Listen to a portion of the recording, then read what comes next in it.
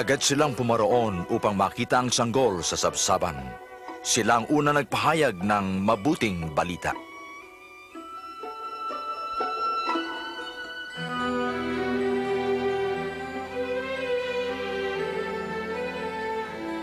Makalipas ang isang linggo, tinuli ang bata at pinangalan ng Jesus. Dinala ni Jose at Maria ang bata sa Jerusalem upang ialay sa Diyos. Sa templo, may isang mabuti at matapat na tao na pinangakuan ng Espiritu Santo na hindi mamamatay hanggat hindi niya nakikita ang Kristo. Siya si Simeon. O Panginoon ko, kunin mo na ang iyong lingkod ayon sa iyong mga salita.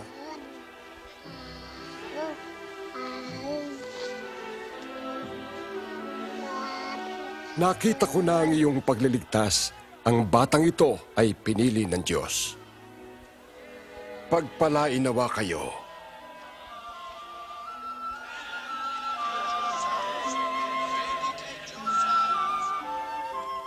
Nang matapos nila ang lahat ng bagay ayon sa kautusan, sila'y bumalik sa Nazaret.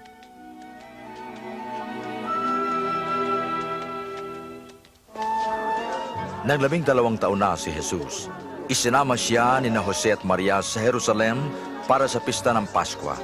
Ngunit nang sila'y papauwi, nagpaiwan si Jesus.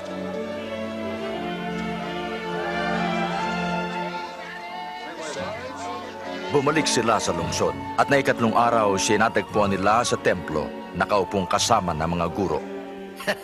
Kahanga-hanga siyang mag-usap. Kanino anak ang batang ito? Siya'y taga Nazaret. Kasama po namin siya. Ipagpaumanhin po ninyo. Ang lahat na nakarinig ay namangha sa kaniya.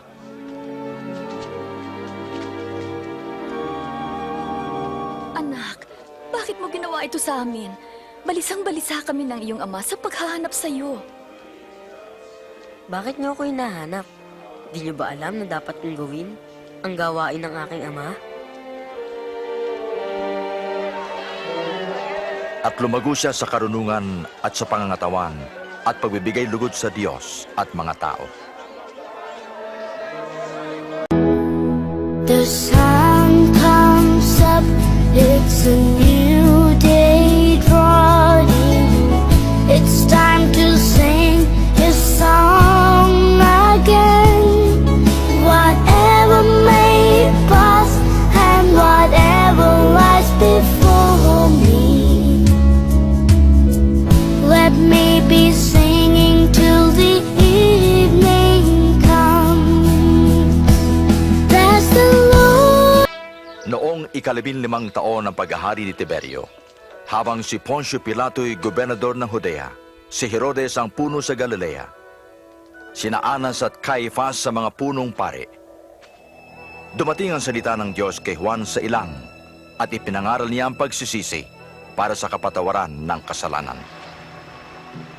Magsisi kayo at magpabautismo at kayo'y patatawarin ng Diyos.